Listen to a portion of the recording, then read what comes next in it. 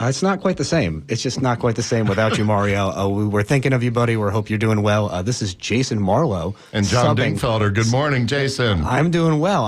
How are you doing, sir? Good. We need we need Mario's enthusiasm. Yes, Mario, you are the wind beneath our wings, sir. Or something like that.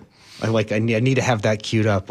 Did you know, Mario, that you were my hero? You are the wind beneath our wings. Okay, enough love fest. Let's go, Jason. Well, listen, you are welcome to Down and Dirty. This is 88.5 WMNF. We're so happy to have you here this morning. We have a wonderful guest. We're going to be talking about education with the longest tenured member of the Hillsborough County School Board member Lynn Gray.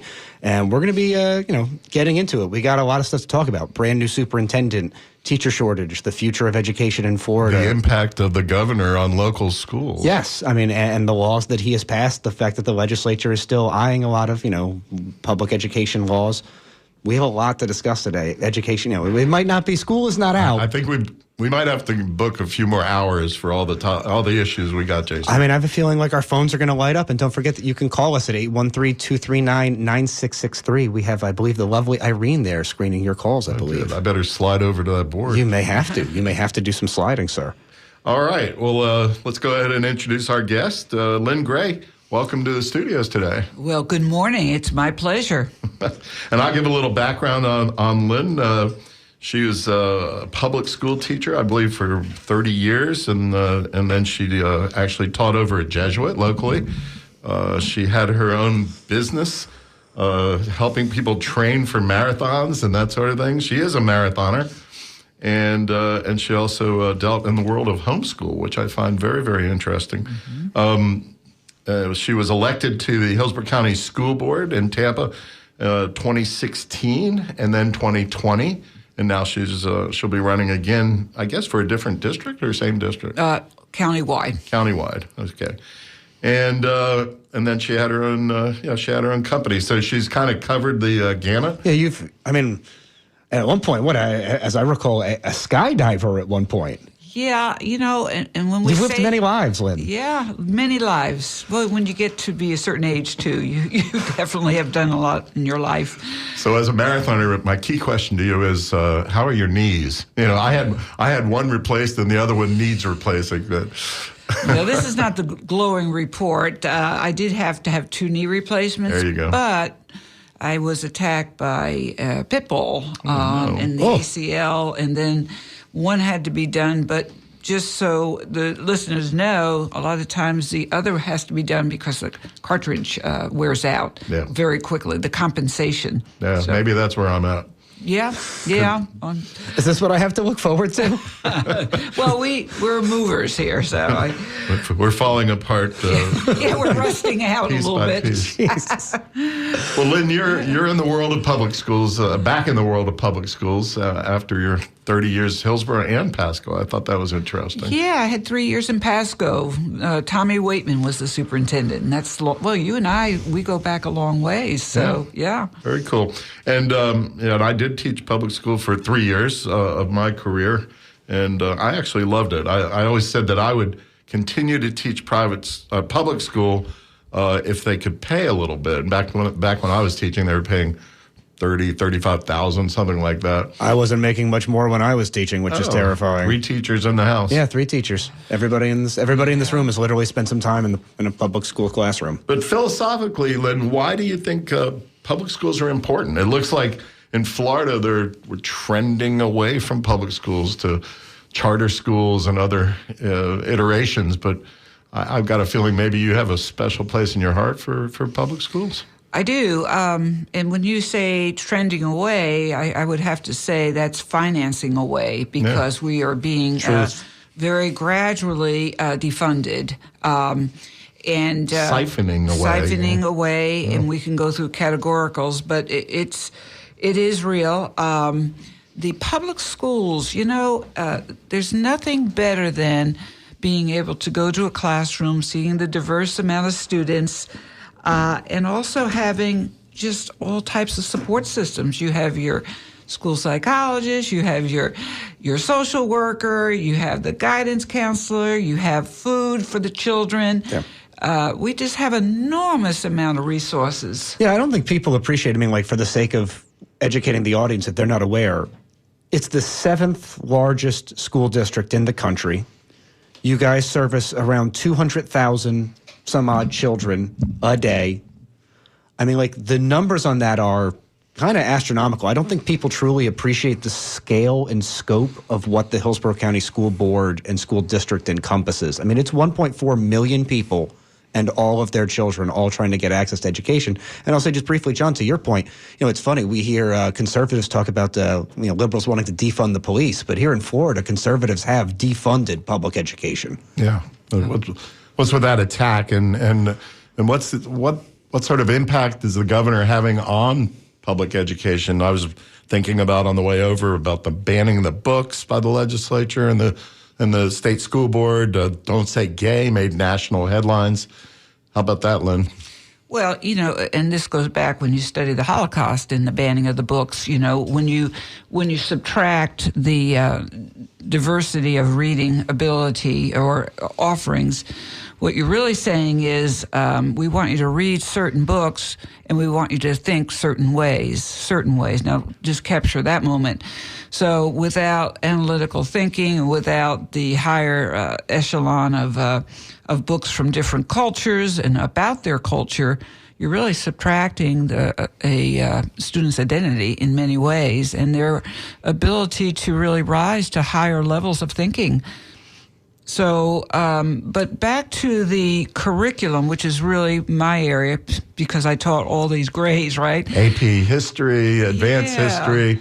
I loved what your teaching background was. Yeah, the advanced history and the AP history have a lot to do with it's having a book subtraction when you teach gifted history or advanced placement.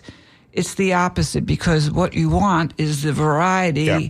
And we used to just, at Jesuit, we could pick any books that we wanted for the children to have. And then they even, they had their computers so they could explore. But going back to the AP Black History, which is something that Ken Atwater, the president of HCC, and I worked very hard to put that into our schools, and it would be dual enrollment. In other words, they would get credit. We did get it, but now that was taken away. AP Black History. African American Studies, I know you've been a big proponent of that. Is it allowed anymore? And the diversity officers that you've been pushing for, is that allowed by the governor and the cabinet and all that? That's a very, very good question, and well, we're called Down and Dirty on this show, so we're going to go down and dirty on it. Yeah, it's a timely question because we do have our African American task force. I just met with them yesterday, and these are leaders of the community, and they're our staff, curriculum staff, and like last year, we had Terry Connor, which was under Addison Davis, Superintendent Davis, who really promoted diversity in African American studies. And now, fast forward, we have subtracted the richness of the cultural identity parts of their history. Now, if you ask me today, well, how, what ways is it subtracted? I'd have to tell you the answer that I'm being told is, well, they're still into rulemaking. In other words, we don't know yet. Wow. We do not know how expansive. Now, the rulemaking process does allow for some public input, theoretically, anyway. Theoretically. So, air quotes. So how can you advise people in the community who might be listening today about getting involved in that? If they feel strongly about that issue, how do they get in touch with these rule makers? Well, that's Tallahassee, and that is Manny Diaz, the DOE commissioner. And I believe, and this is what I have heard, and I hear, present tense, the Black community is really outspoken on this. They have really put together a lot of opportunities to have the books that are banned, for example. They have one of their churches that have all the books banned in the church. Yeah, that's like Maya Angelou and some of these really beloved authors. They banned Roberto Clemente. Really? Yeah. Roberto Clemente. Why? I mean, like, too woke, you know. Well, I don't know what you want. It's very frustrating to me. To your point, as someone who was also a history teacher, you know, in teaching a classroom full of black and brown children, the fact that the history that I taught was obsessively Eurocentric. Yeah. I mean, you know, I'm teaching a classroom that's probably 30-40% Haitian, and the Haitian Revolution is about a paragraph. Sure. Like, what kind of indignity is that to these kids? And their that was history? And that was a while ago. I mean, now you probably couldn't even mention the Haitian Revolution. Jason, we're slaves learn skills, right? According to there you go. We're here on WMNF in Tampa, 88.5. If you're just tuning in, we have our guest today at Lynn Gray from Hillsborough County School Board. Lynn, we're so glad to have you. And we'd like to hear from you. Our phone-in line is 813-239-9663. If you have a comment related to education or if you have a question for Ms. Gray, we would love to hear from you, 813-239-9663. So, Lynn, let's talk a little bit more about the governor and the legislature. What is this group, Moms for Liberty? I love the way that, you know, everybody who wants to, at the end of the day, attack liberty somehow puts liberty in their name. But, this is going to be, I got a funny story based on this, so don't you worry. Yeah.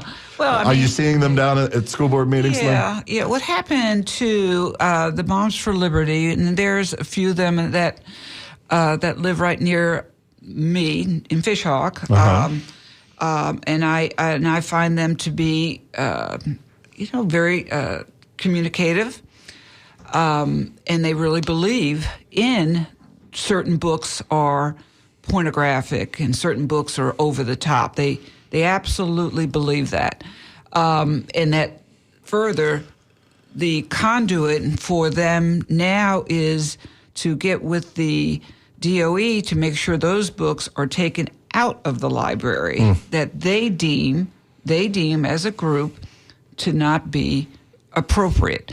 Do they go out in the parking lot and burn them also? Or? Well, it manifested itself, last year into busloads of Moms for Liberty in different districts coming and speaking.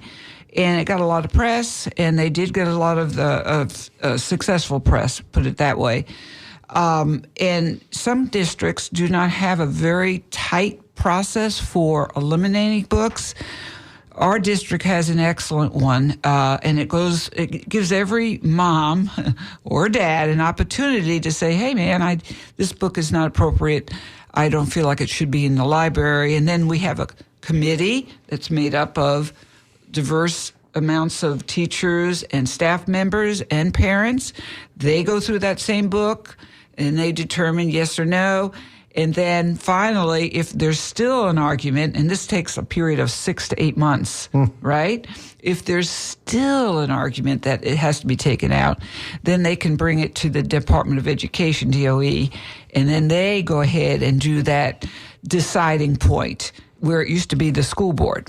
Well, the only good news on that is it's a time-consuming process, so they can't come in and yank the books overnight. I'd say that's the only positive to that. And that's what frustrates a lot of them, because it takes a while and there is a process. Yeah. But, school boards and, as you well know, bureaucracy, it's pluses and minuses, but this actually is, gives us more time to be deliberate. Yeah. I mean, I'll just mention for the sake of the joke, the co-founder of Moms for Liberty is the wife of Republican Florida Party Chair Christian Ziegler, who has just been basically criminally investigated for having a three-way sexual relationship with his wife and this other woman. And you better stop there. That's the co-founder of Moms for Liberty. You're going to need me as a lawyer. Yeah. So I'm just saying, these people, they live in a very interesting world where hypocrisy apparently doesn't play. Because, talking about pornographic things in books and talking about removing, LGBTQ, books from our schools, but engaging in a very salacious relationship, let's call it. Yeah.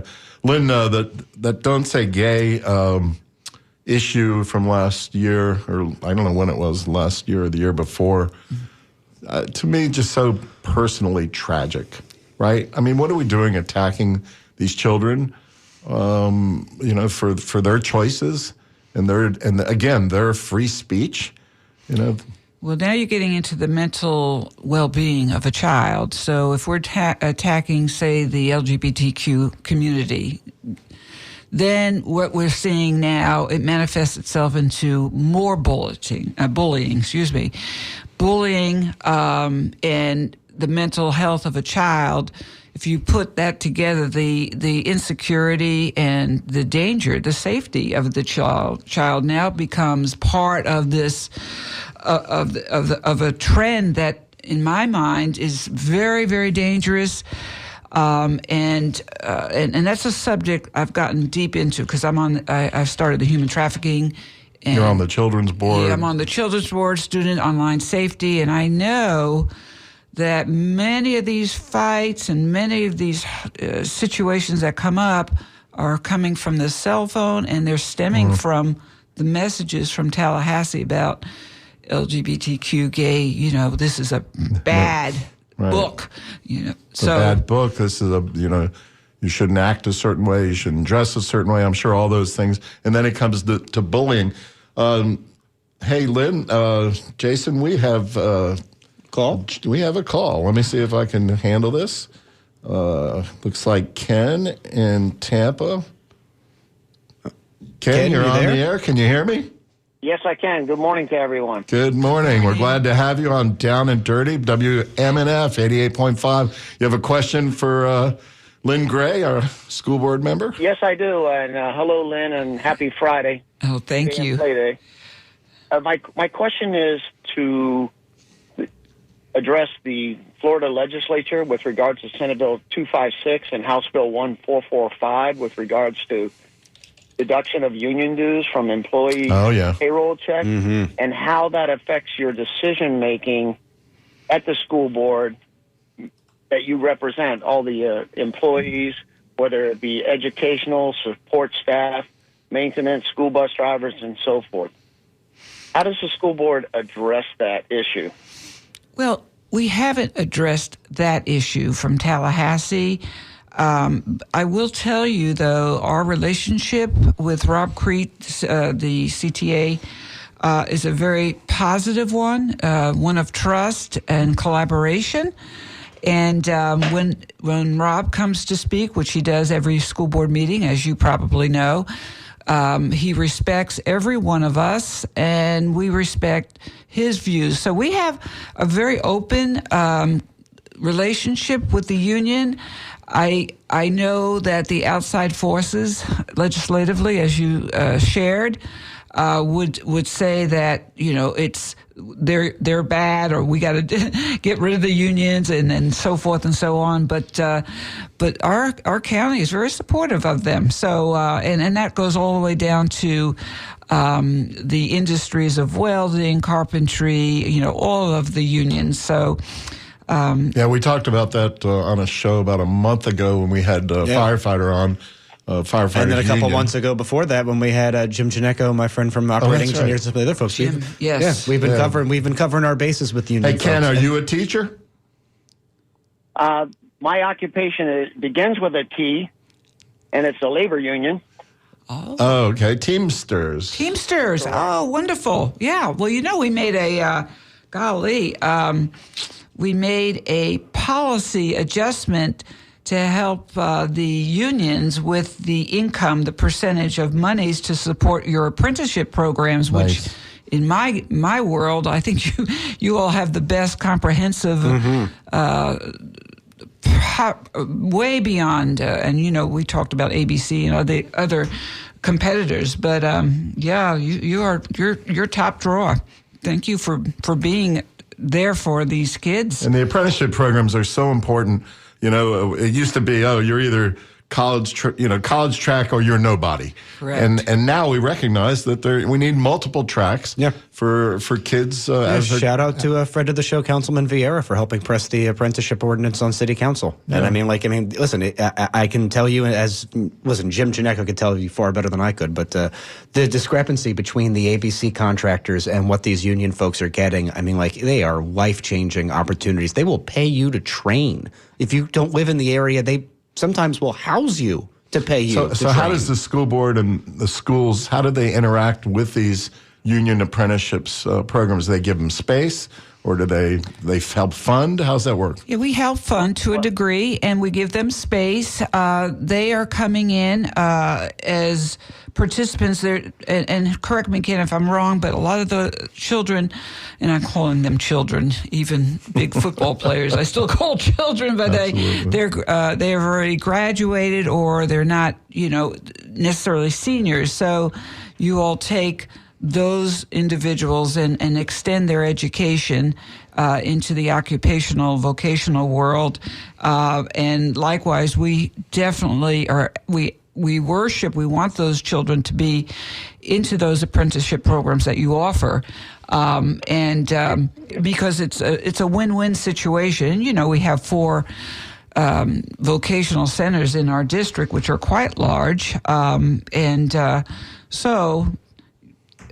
we've talked about bringing ag back. We've talked about bringing the building and construction trades back to high schools and even in middle school when we were growing up, right? And people can learn a craft and a trade that will put them in the middle class by educating themselves hands-on. And we're running out of qualified AC technicians, plumbing, pipe fitters, welders, carpenters, and so forth. So we can build that in Florida with good wages, good benefits, a pension upon retirement, and a pathway to the middle class and how to direct your own destiny. Hey, Ken, thank you so much for your call. Thanks for your comments. And we are going to move on. You have a great day. Appreciate you. Thank you so much. Happy Friday. Thank you, man. So for those of you tuning in right now, you're listening to Down and Dirty on WMNF 88.5. And our call-in number is 813-239-9663. We are honored to have school board member Lynn Gray, former chair of the school board, I believe. Correct. And Lynn's been on the Hillsborough County School Board since 2016. She's here in the studios to talk to us about all things education. Jason, what's up? And I wanted to piggyback on something that Ken mentioned. We've sort of been circling around, the teacher vacancy and the issue with, listen, we have 3 former school teachers. This was I went and got a master's in public education education and history in Florida State. Within 3 years, I was gone. Part of that was related to wages. As of this article from August, the district has 529 vacancies in teaching, which is down from 691 vacancies last year. Wow. And 203 bus driver vacancies. So when we talk about the state, defunding public education as they have, what can the school district do in its limited capacity to, help boost the wages of teachers in ways that are meaningful? Because I know you guys are working on that, obviously actively with the union, but it's like you could only do so, right, with dedicated funding sources and money. I mean, but maybe we don't it's have not infinite just money. maybe it's not just money, but also, maybe some of the heat. There's been so much heat on teachers. Yeah. And especially COVID didn't help. What can the school board do to make it a better working conditions and that sort of Another thing? great question. Well, that's the number one priority is, and we worship our teachers, and we need to make sure that we sustain and retain our teachers. The culture wars, and I'll just be very trite on that, the heavy lift that teachers have to follow now, not using certain pronouns, not necessarily leaning more towards books that may not fit within the apparatus of the Tallahassee requirements. The standards, the Florida State standards get higher, and they have to teach to the tests. I remember that when I was teaching 20 years ago. They just started it, and you got to teach to the tests. I resisted it tremendously. It's one of the reasons why I quit. Yeah. Well, that's part of it, and I taught also before that, and we seem to do fine. But fast forward, what we do need to do is be more innovative. We had a big convention yesterday, the Florida School Boards Association, and the gentleman who has he's now a principal at Rogers, just just begun, Rogers Middle School. And he suggests how he got a lot of folks, and he previously was in Polk County, a lot of teachers, is he had his, and this is what Kurt Browning does too in Pasco, he has the graduates commit that they, we're going to offer you a job. Yeah. We have a viable position for you as a teacher. Right. And we want you to go through those training courses at the college, and we will in turn, hire you. We'll take care of your internship, which is cost effective. But in other words, you're really getting like Future Teachers of America. Mm-hmm. You remember that. I was part of that because I always wanted to be a teacher, right? So I was Future Farmers of America. Believe it or not, it's true. Yeah. I mean, that's where your dreams begin. Yeah. And for students to be motivated to become a teacher, it starts in, sometimes it even, I don't want to say middle school factually, but it definitely starts in high school.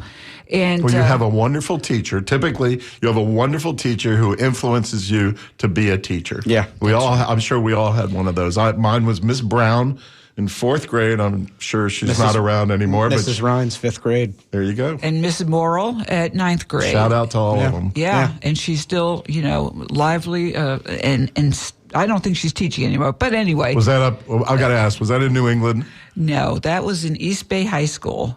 Oh, really? Yep. Wow. Because I heard an accent in your voice. Oh, I am from New York. Yeah, yeah. Okay. Oh, you caught that? Yeah, a little bit. Caught it. A little bit. Yeah. But you came down here for high school? Well, this is a long story, and I won't get into it, but we moved down here. I was 12 years old. There you go. And, and we settled Ballast Point. And, sure. South Tampa was a lot different. Yeah. Lynn Gray, with the Hillsborough County School Board, we have Christina from St. Pete, and she'd been waiting a few minutes. How about a phone call from her? There we go. All right. Christina, are you there? Hold on. I'm there. Good morning. Good morning.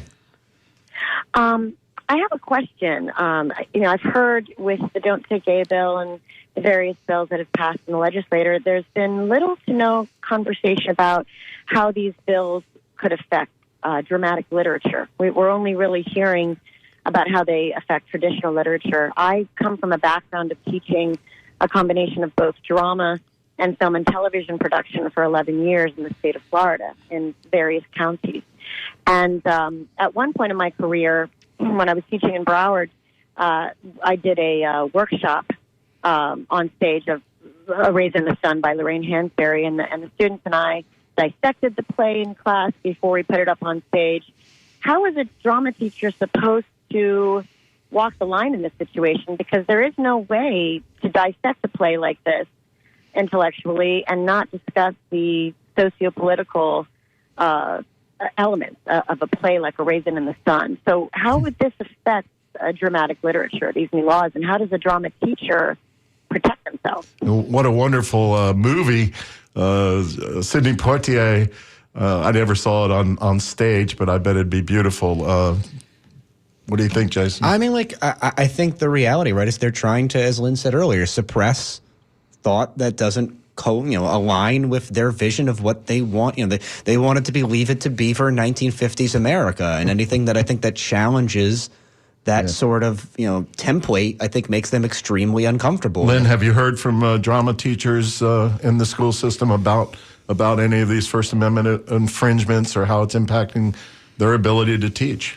This is such an interesting question, and I'm very much involved in arts and education. And in fact, your question it's one that needs to be answered. But from Hillsborough County Public Schools, and I can't say it for Pinellas, obviously, but we have not had any roadblocks, barriers. Every time I have an idea, and I just gave one to Laura Hobby, whom you probably know because she's in the arts, and I said, Laura, let's go ahead and do a project on human trafficking, or let the kids get involved, and student online safety.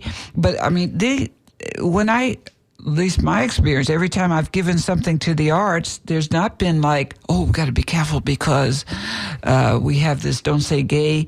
Now, I mean, here I am speaking from the arts department, which I really shouldn't, but from all of the conversations, I don't feel like we have barriers. Now, I hate to say it, Christina, maybe we need to be quiet on this conversation. Otherwise, might be listening. certain Moms for Liberty might jump into that arena, too. Yes. What do you think, Yes, Christina? that's true. I think that sounds like a great idea, and thank you so much for your time on this. I appreciate it. No, thank you for calling. All right. And for those of you who are listening, we've got Lynn Gray in the studio. She's a Hillsborough County School Board member. We are WMNF, Down and Dirty, and we'd love to take your phone calls, 813-239-9663. We're talking all things education today. And I mean, like, let's circle back to that. So, like, you know, to John and I's point, what can Hillsborough County do to, beyond obviously, you know, I think that concept of helping pipeline young people who want to be teachers directly to jobs and careers is enormously important. But as someone who got a master's in education, right, left after 3 years for pay and a myriad of other reasons, I mean, like, what can we do on a county level to try to, you know, make this job more of the calling that it was for all of us? Or, I mean, everyone in this room got involved in public education because it was something that was important to us. It was a way for us to try to, like, make a difference. But as we continue to undermine public education, how can we get people into that profession? How can we make it a place where people want to stay? Well, that's going to come with leadership, too. I mean, we have a superintendent, and this will be a topic of further discussion, I know. But leadership, the superintendent has a lot to do with the culture, the climate of a classroom, of a school, and the principal. The principal has a huge amount of influence. You're absolutely right. I had my first principal. She said, "John, we are so glad to have you." You know, because I was coming from law, you know, and that sort of thing, and business. She said, "We're so glad to have you." And she encouraged me, even though I was a little, you know, I didn't know all the rules and everything, but she was willing to overlook it. And then like a year or two later, I had a principal who was the exact opposite and said, "If you don't go by the rules, blah, blah, blah." You know, and the principal makes all the difference. Matter of fact, maybe I'd still be teaching if I had still had that first principal. You're right. I mean, and teachers leave principals, not schools. You've heard of that, right? Yeah. And the principals do have a huge amount of influence. And I can go, and you can go, and Jason go to schools. As soon as you walk through the door, within 5 minutes, you can feel the climate and the culture. If it's collaborative, or if it's, like you said, John, one that you rigid, structured. Although that's another conversation, because certain schools do need more structure. Yeah. So I was in a tough school. I mean, I was at Booker T. Washington. At the time, half of my kids were from Central Park Village before they tore it down, you know, public housing. And I was in a tough school, but my first principal, she was tough love. She was tough love, which to me was the right way. Mm-hmm. I'll never forget, Lynn, you'll appreciate this. I had an old line teacher, Mr. Watson, and he was our department head. And he saw me getting run over by the students like in September and October and all that. And he said, "Dingfelder," he said, "you know what your problem is?" And I said, "What's that, Mr. Watson?" And he said, "Never let them see you smile till Christmas." You're right. Listen, people do quit. I quit because of a bad principal. Shout out Vice Principal Valerie Silverman at John I. Leonard. I hope you're stubbing your toe right now. Yeah, there you go. I quit teaching because I just if you don't have a principal that's fostering a good culture that makes you feel like you're a part of something bigger than you, you know, you are part of a community here. We look out for each other. If you're not instilling that kind of attitude in teachers, people leave, people quit. I mean, that's why, like I said, master's degree in public education. I was out of teaching in 3 years. For those of you listening, you're listening to WMNF, Down and Dirty. Our call-in number is 813-239-9663. We have school board member Lynn Gray here today, and we appreciate your public service and all your hard work. We're talking all things education. Give us a call, 239-9663. Lynn, so I've got to ask this question. You are a marathoner, or you've been a marathoner. I read she did 100 marathons, including... She's the only person I know who's outrun Forrest Gump. All right, you corrected me. How many now? 106. 106. You're still going. No more marathons. I promised all my friends just half marathons. There you go. Slow down. 13.1 miles now. And 12 Boston marathons. Right. What a wimp! Only 13 miles.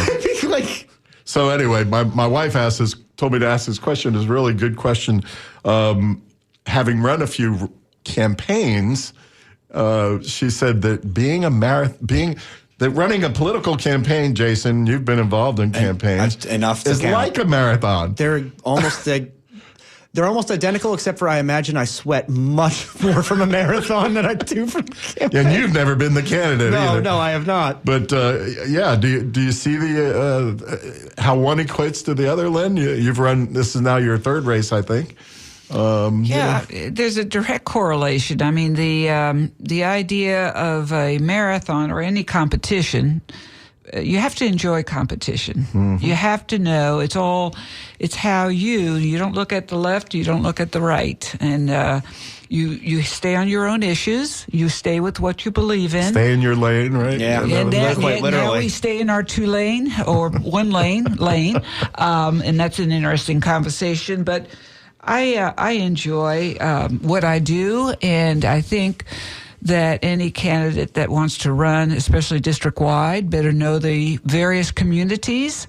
That takes a lot of, I'm going to say driving because we're the size of Rhode Island. Well, it's interesting. You've lived in at least 3 out of the 4 corners of this county. You said when your family first got here, you were in South Tampa, down by Ballast Point, which I remember right about the same age.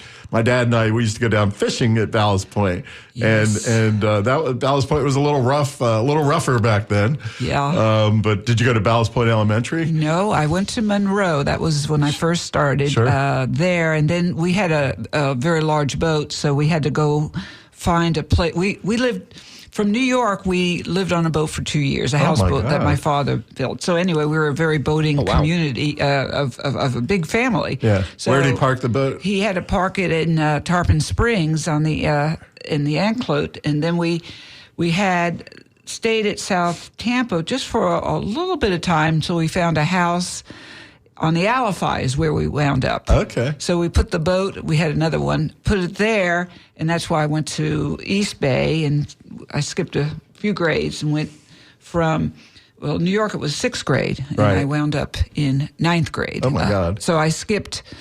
You skipped the wonderful years of middle school. I did, but I was... They were not kind to me, let me tell you. It wasn't the best, because I was very emotionally not mature to handle the bigger kids. But anyway, that's... and then we lived in by Gaither and Citrus Park, that area. And you're right, and I'm very close to Odessa. Jesuit has given me a lot of great contacts everywhere. Sure. And obviously now my son lives in Brandon, Bloomingdale, and now, because we have grandkids, I decided to move You're next out to that them. way. That's a fish hawk. Yeah. So, and you know what? Some people, they might not appreciate, I'll say diverse. And I don't mean that racially, but we are a very diverse county. Up in the Northwest, we have a large Hispanic population, and down in the Southeast, we have a large Hispanic population. Black community is up toward the Northeast and the East, and now more spread all over town. We've got economic diversity, and here you are countywide, more than 1 million people. How many students? A couple 100,000? 200 and more thousand students. Yeah. Yeah. So, how do you handle that? How do you get to all those meetings all over the county? Well, I started my own. I have the Hispanic Forum, which is consists of, and you're so spot on, John, over in 5 years, 50% of our student population will be Hispanic. Yeah. So 50. Yeah. So about 5 years ago, I started that because I want more communication. I want, so I'm in Waiamama, I'm in Ruskin, and I am Seffner and Dover. And there's a lot of change going on. And now, as you see, Town and Country, a lot of Hispanics. Also, the demographic of our Muslim community, and our Black community. So I have the African American Task Force, which, 20% of our students are of Black or Brown. And, so what I had to do and what I felt is necessary is to make sure those communities were being represented in my various committees. My Student Online Safety Committee, that has a lot to do with the needs of the children of our minorities, because they are very vulnerable. And I know your law practice handles a lot of vulnerabilities. So I identify a lot with those communities. So with the growth in the county, all across the county, we have shifts in student population. The school board this past year or two has been trying to address some of those shifts in some parts of town and some urban parts of town. The school population is dropping, and then there's discussions about mothballing some of the schools like Just Elementary. Other places, I'm sure we're still building schools. So how do you handle that? And what happened in the Just Elementary situation? Because I know that was a hot potato. It was a real hot potato, and but referring to them, and I can't tell you it's so exciting what's going to happen with Just, but my lips are sealed. Oh, really? Because, yeah, this is down and dirty. We got to pry them open a little bit. I know, but this is the negotiations. I promised our superintendent. But wonderful. But with the schools, the population shifting. And Tampa growing. The question is so appropriate because now we talk about South County, Wimauma, Ruskin, which has gone out of this planet. Thank you, County Commission. Riverview is unrecognizable to me. Yeah, I know. I don't even remember the road I used to live on. Wimauma is, I remember when I first started making the trip out here, I used to go from West Palm here and forth, back and forth. That trip along Wimauma used to be desolate, and now it's Fort Lonesome up through Wimauma and that area. It is subdivision after subdivision after subdivision now. Places where I remember it just being swamp and forest, and now it's starting at the 400,000. I remember it 30 years ago just being farm workers. Yeah. The period, and now I guess suburbia is heading out that direction too. Yeah. Yeah, it's never-ending sprawl. So, to the point of what we're doing about it, we don't have unlimited funds to build schools. So we have the referendum that we did in 2018, which helps the renovation and, does afford wings, to add wings. But we're having the new school in South County. And this is pretty exciting. It will be a huge school, UUU. We don't have official name, but is that a high school? Or? It's a high school, and no, it's K through 8 and high school. Okay. So we're going to have that. Also in Plant City, a wonderful neighborhood growing. We just bought property and approved it right by Stingray, which is right off I-4. Mm-hmm. And we're going to put a school there. We also have in Plant City, I've been working on this very hard, former mayor.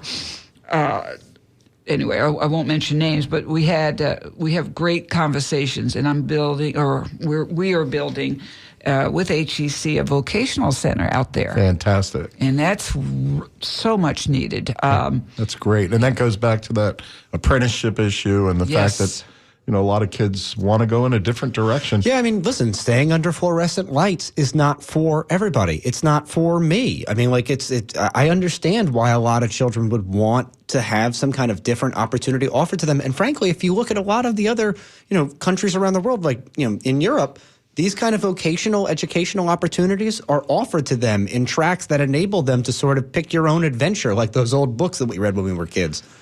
Well, if you're listening, we're here at 88.5 WMNF.org, and you can call in. We've got about 10 more minutes with Lynn Gray from the Hillsborough County School Board, 813-239-9663. Lynn, we started talking about Just Elementary. I don't want to belabor it, but then we got distracted with suburbia. But let's go back to the urban issues. The reality is over there across the river, the school population obviously dipped significantly. I think it even happened at Booker T. Washington as well for a while. So they were having, what do they call the IB programs and some of those other alternative school programs. What happened at Just last year, and where are we now? You're going to keep secret where we're headed. Well, in the case of Just, or for that matter, any school that is losing students, one of the, first choices to do, the best choice, is to lower the amount from one school that is already high and put it into the lower, lower redistrict, and that's the most comfortable way. Right. But when you have a school that's 1/3 or even less filled, without that possibility of redistricting or refilling up, then you have to think, how much does it cost to keep a school open for this many kids? And are those kids getting the resources? Yeah. Are they getting the best education? Are they getting the best teachers? And when you find out teachers are leaving, in the case of Just, and that the kids were being taught by substitutes, and their reading level was level 1, and they're in 5th grade, that means you can't even read hardly at all. So what do? Do you let the kids stay in those kinds of conditions, or do you say, well, this school here at Tampa Bay Elementary, which is not far, has effective teachers and totally rebuilt, brand new school. Yeah, I mean, you put them there for more possibilities. But the Just parents, probably not a lot of them, but they were very vocal. They said, wait a second, this is our neighborhood school. And then the flip side was the South Tampa parents, who I think maybe some of those gory kids or something were going to get shifted up to Just, probably had some strong feelings as well. Did they come down to the school board and with their torches lit at all? Yeah, I mean, when we did that with Jefferson and Plant and all the unequivalencies and equivalencies, trying to get them balanced, it went over like a lead balloon. And I was... That's the fun of public service, isn't it? And I was right front and center with the South Tampa parents, who were very, very vocal, but very good listeners, and we talked it through. Yeah, don't touch those, those boundaries. Yeah. And I got a feeling that would probably hold true in a lot of other parts of the county, where parents, you get attached to a school. Can you imagine messing with the Plant District? Well, yeah, I'm sure that subject has come up. You ever seen Frankenstein? Well, let me interject. So there's solutions, because that's really what the public needs to hear. What are we doing about it? Truth. So in the case of Just, and I'll get right back to it without giving the whole thrust of what's going to happen or possibly. My idea under Superintendent Davis was a K-8, Stewart and Just. K-8s are very good transitional pathways, because then you can pull middle school population and add it to elementary if it's low, or vice versa. I'm doing the same, trying to, with the Apollo Beach. K-8. Why have Apollo Beach Elementary go all the way out to a school, Eisenhower, wherever, when you can go ahead and build an elementary up to the 8th? And so you're trying to be creative. Bureaucracy hates creativity, I think, inherently. But hopefully you've got some support from your new superintendent on these ideas. Yeah, and that's the gift that he has as well, Van Ayers. He's very innovative, young, enthusiastic, and open to ideas. Nice. A local guy, homegrown. Homegrown, great runner too, by the way, John. What value do you think that adds? Because, Eakins, outsider, Davis, outsider. What value do you think Van Ayer being from here adds to his capacity to be effective? Well, if you look at any, like HASA, which is the Principal and Supervisors Organization, one of their main hiccups is lack of trust. Mm-hmm. Trust, almost every sentence about leadership, lack of this, and it's mostly the word trust. So Van Ayers has that variable. There's a lot of trust in this man and his family. His mom was a principal. His whole Van was a teacher. He was a principal. He grew up in the system, and he grew up in Tampa, and he's a West Tampa guy.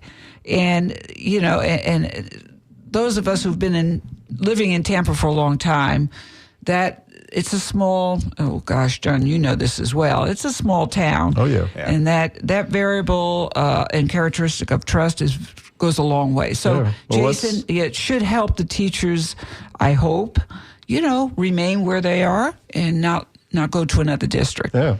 Well, listen, folks, we've got a caller. We've got Steve from Plant City.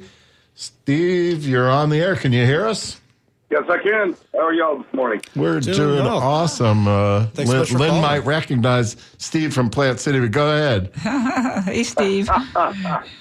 Yeah, I just wanted to say I think the whole idea of vocational training is way past overdue. It's. I mean, I grew up. I'm 60 years old now, but when I was going through middle school in Virginia, there was free vocational offered, and that let us experience different types of things like fast food service, cosmetology, sheet metal, whatever. And then I went on to high school and did my regular vocational training as I went into architectural drafting. Nice. So my mechanical drawing experience through my pre-vocational and early high school helped me excel into that. Although I did not go into that, I went into the military and ended up being a radio op mechanic. But the pre-vocational gave me the tools and the common know-how to be able to carve out a very good living. I ended up going through ABC here in Tampa apprenticeship program to be a pipe fitter. And Steve, how about just confidence? You know, you're starting in middle school, you know, with sheet metal, just, you know, you go to high school with some other trade, just giving you the confidence to, you know, take on a task, whatever it was. That sounds like the direction you headed. And I wasn't into the fluorescent lights. I would fall asleep in dank classrooms and not get anything out of it, you know. Well, let me tell you something, Steve. You have to. Is your first name Steve? I'm sorry. Yeah. Yeah. You have to thank Rick Lott, former mayor, and Nate Kilton also, because they are collaborative and have helped our district, vice versa, really dig into the vocational world in a real way, you know, not in a symbolic way, but actually building a huge vocational center. So I can't wait. Yeah, I'm so Hey, Steve, glad. thanks for your call. We're running out of time. We're going to take Joe in Lakeland. There we go. Joe, you're on the air. We've only got a few seconds. What's up? Hey, guys. Thank you. This is Joe in Lakeland. I'm the owner of Aerial Media Consultants here, a drone technology company, and we proposed a curriculum for a vocational school in Oklahoma to train students on drones and their technology. And we'd love to see the reoccurrence of that in Florida. So, you know, we could also help students get into that world of drone. What a great idea! Everything from I want building to learn how them to fly a drone, building them to fixing them to flying them. Absolutely. We have a curriculum already we developed and pitched to the school in Oklahoma, and we would love to do the same here in Florida. So, yeah, let's bring it on. We did actually meet with a charter school, high school here in Polk County, the principal, and she said exactly that. She said, Hey, reach out to Lynn Gray's office during the week, and I'm sure that you guys can continue that discussion. She's nodding her head. All right, we're just about out of time. Thanks, Joe. Yeah, here we are. Just somehow we always manage to make that hour fly. I told you, it just evaporates. We could have been hours and hours talking about, and I've got 2 more pages, Lynn. Oh, my gosh. Well, we've had Lynn Gray with Hillsborough County School Board here for a great discussion on education. And Lynn, thank you so much for joining us today. Oh, my pleasure. Please come back and tell us what's going on at Just Elementary and what's going on at Hillsborough County seriously, Schools. once you can break that news, we'd love to have you back to discuss that, because that's definitely an issue the community wants to know about and hear about more. So we're missing our co-host, Mario It's Nunez. not the same without you, Mario. Little shout out to Mario and his family. We hope everything is okay. And we miss you and your strong voice and all the hard work you do in our community. Jason, we're about wrapping up. Yeah. Thank you so much, Death, for taking Henry Kissinger. You guys have a wonderful day. Oh.